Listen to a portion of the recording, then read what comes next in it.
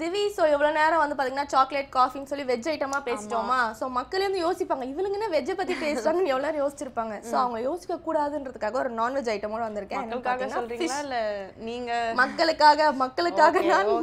தான் நான். Okay, so என்ன டிஃபன் பார்த்தீங்கன்னா ஃபிஷ் தான். ஸோ இந்த ஃபிஷ்ல பேர் என்ன பார்த்தீங்கன்னா சால்மன்னு சொல்கிறாங்க. பொதுவாக வந்து அந்த ஃபிஷ் கிடைக்கலனாலும் மற்ற ஃபிஷ்ஷும் நீங்கள் ட்ரை பண்ணலான்றாங்க. அண்ட் இதில் என்ன ஸ்பெஷல் அப்படின்னு பார்த்தீங்கன்னா எப்பவுமே வந்து ஃபிஷ்ல பார்த்தீங்கன்னா ஒமேகா 3 இருக்கு அப்படின்றாங்க.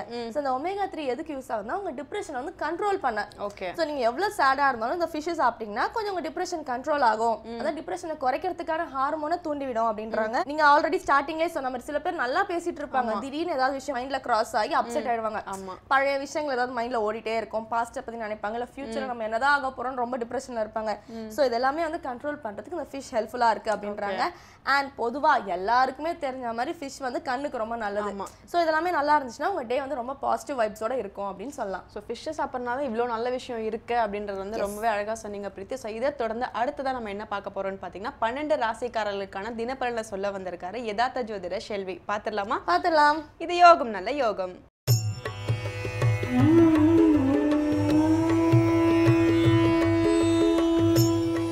வேந்தர் டிவி நேயர்களுக்கு அனைவருக்கும் இனிய காலை வணக்கம். யோகம் நல்ல யோகம் நிகழ்ச்சியில் ஒவ்வொரு நாளும் உங்களை சந்திப்பதில் மகிழ்ச்சி அடைகின்றேன். இன்றைய நாளானது பார்த்திருக்கேன் என்றால் 27ஆம் தேதி 11வது மாதம் 2016ஆம் ஆண்டு கார்த்திகை மாதம் 12ஆம் நாள் ஞாயிற்றுக்கிழமை.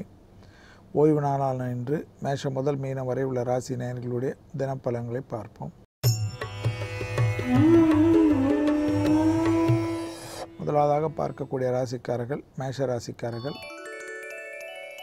கண்டிப்பாக வெளிவட்டாரத்திலோ தொழில் நிமித்தமாகவோ நட்பு நிமித்தமாக எந்த உத்தியோகம் இருந்தாலும் வெளிவட்டாரத்திற்கு அதுக்கு முக்கியத்துவம் கொடுப்பது நன்மை தரும்.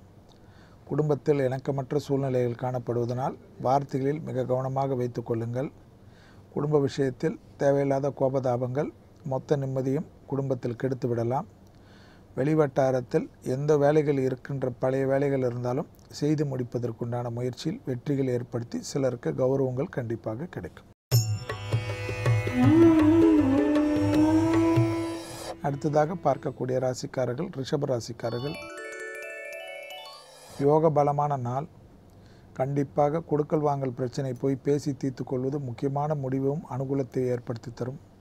எதிரிகள் பலம் முற்றிலுமாக முறியடிக்கப்படுவதுடன் நம்பிக்கையான ஒரு விஷயம் நடந்தேறுவதற்குண்டான அனுகூலமான செய்தி கிடைக்கப்பெறும். பயணங்களால் மிகப்பெரிய ஏற்றமும் சிலருக்கு லாபமும் கிடைக்கும். மொத்தத்தில் நீண்ட நாட்களாக எதிர்பார்த்த ஒரு நல்ல விஷயம் நடைபெறுவதற்குண்டான அனுகூலமான நாள். அடுத்ததாக பார்க்கக்கூடிய ராசிக்காரர்கள் மிதுன ராசிக்காரர்கள்.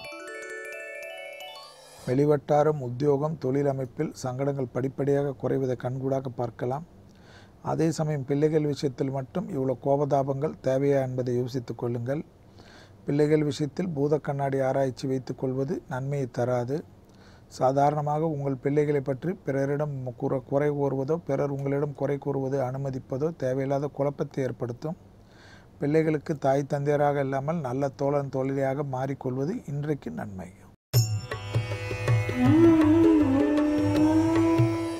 அடுத்ததாக பார்க்கக்கூடிய ராசிக்காரர்கள் கடக ராசிக்காரர்கள்.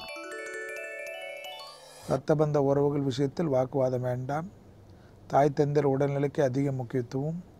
சிறு சிறு வாக்குவாதங்கள் பெரும் அளவு நிம்மதியும் சந்தோஷத்தையும் கெடுத்து விடலாம். உத்தியோகத்தில் இருந்த சங்கடங்கள் படிப்படியாக குறைய ஆரம்பித்துவிடும். மேலும் உங்களுக்கு இருந்த பிரச்சனைகள் வெளிவட்டாரத்தெல்லாம் தீர்ந்தாலும் இரத்தத்தில் ஏற்கனவே உபத்திரம் உள்ளவர்கள் மிக மிக கவனமாக பார்த்து கொள்வது நன்மை தரும். அடுத்ததாக பார்க்கக்கூடிய ராசிக்காரர்கள் சிம்ம ராசிக்காரர்கள். தைரியத்துடன் செய்யக்கூடிய காரியங்கள் மிகப்பெரிய ஏற்றத்தை ஏற்படுத்தி தரும். பயணங்களால் ஆதாயம் பெறுவீர்கள்.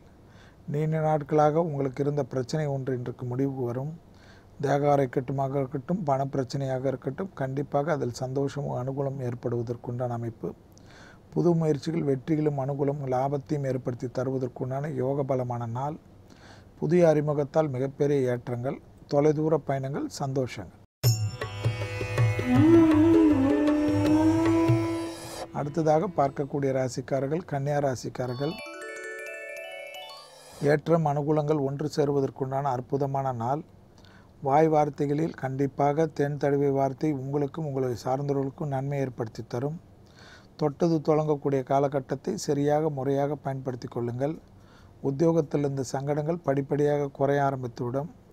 எதிர்பார்க்காத இடத்திலிருந்து நல்ல செய்தி கிடைக்கப்பெறுவதற்குண்டான அனுகூலமான அமைப்பு. பயணங்கள், திட்டமிடாத பயணங்கள் கூட சந்தோஷத்தையும் அனுகூலத்தையும் தரும். அடுத்ததாக பார்க்கக்கூடிய ராசிக்காரர்கள் துலா ராசிக்காரர்கள். கண்டிப்பாக வார்த்தைகளில் தேன் தடவிய வார்த்தை. ஆக்ரோஷம் வேண்டாம். தேவையில்லாத குழப்பங்கள் ஏற்படும். தேக ஆரோக்கியம் மன சங்கடத்தையும் கஷ்டத்தையும் சிலருக்கு ஏற்படுத்தலாம். அந்த விஷயத்தில் மிக மிக கவனமாக இருங்கள். பெண்களுக்கு இரத்த சோகை உள்ளவர்களுக்கு மிக மிக கவனமாக இருக்கக்கூடிய நாள் என்பதை நினைவில் வைத்து கொள்ளுங்கள். மற்றபடி அனைத்து விஷயங்களும் அனுகூலங்கள் எல்லாம் இருந்தாலும் ஓய்வுக்கு முக்கியத்துவம் கொடுப்பது துலாத்திற்கு இன்று நன்மை தரும். அடுத்ததாக பார்க்கக்கூடிய ராசிக்காரர்கள் விருச்சக ராசிக்காரர்கள். யோக பலமான நாள். படிப்படியாக நல்ல விஷயங்கள் அனுகூலங்கள் ஏற்படுவதற்குண்டான அமைப்புகள் காணப்படுவது. செலவினங்கள் அதிகமாக காணப்படுகிறது. பணத்தட்டுப்பாடு திடீரென்று சிலருக்கு மன கஷ்டத்தையும் சங்கடத்தையும் நிம்மதியற்ற தன்மையும் கோபதாபத்தையும் ஏற்படுத்தலாம். வரவுக்கு மீறிய செலவுகள் காணப்படக்கூடிய அமைப்புக்கு என்பதனால் அனாவசிய செலவுகளை தவிர்த்து கொண்டு தேவையான செலவுகளுக்கு குடும்பத்தாருடன் கலந்தாலோசித்து செய்வது நன்மை தரும். அடுத்ததாக பார்க்கக்கூடிய ராசிக்காரர்கள் தனுசு ராசிக்காரர்கள். லாபம் ஒன்று சேரக்கூடிய அமைப்பு. அசையாமசையா பொருள் சேர்க்கை மனதிற்கு ஆனந்தத்தை ஏற்படுத்தி தரும். தொலைதூர பயணங்கள், பூமி சம்பந்தப்பட்ட விஷயங்கள் மற்ற புது முயற்சிகள், கண்டிப்பாக இடமாற்றங்கள், எதிர்பார்க்காத ஒரு இடத்திலிருந்து நல்ல செய்தி வருவதுடன் குடும்பத்தில் காணப்பட்டிருந்த நிம்மதியற்ற தன்மை மாறி சந்தோஷமும் அனுகூலம் ஏற்படுவதுடன் கண்டிப்பாக ஒரு புது முயற்சிகள் வெற்றிகள் ஏற்படும். நீண்ட நாள் சுபகாரிய தடைகள் நிவர்த்தி காணப்படும். அடுத்ததாக பார்க்கக்கூடிய ராசிக்காரர்கள் மகர ராசிக்காரர்கள்.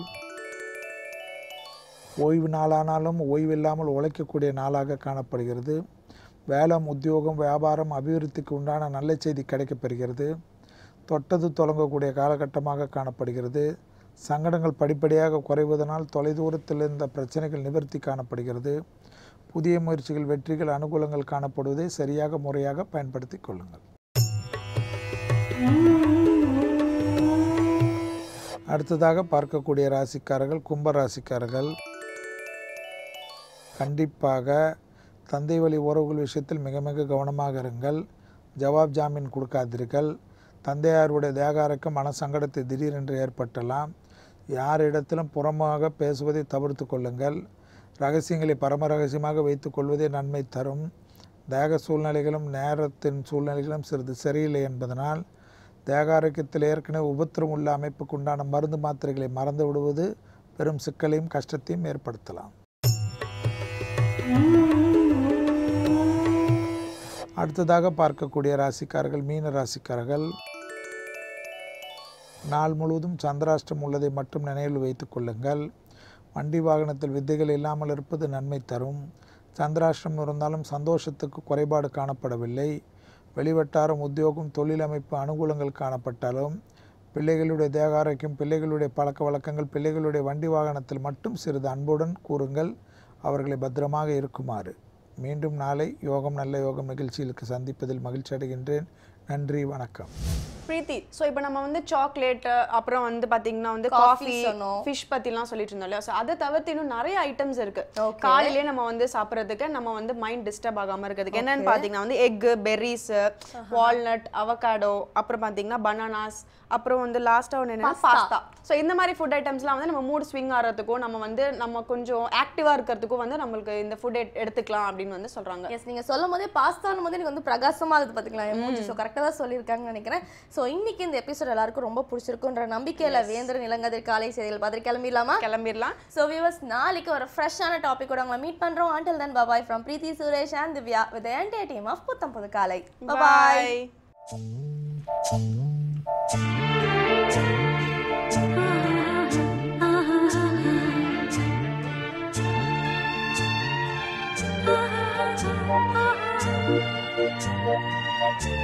Thank you. Thank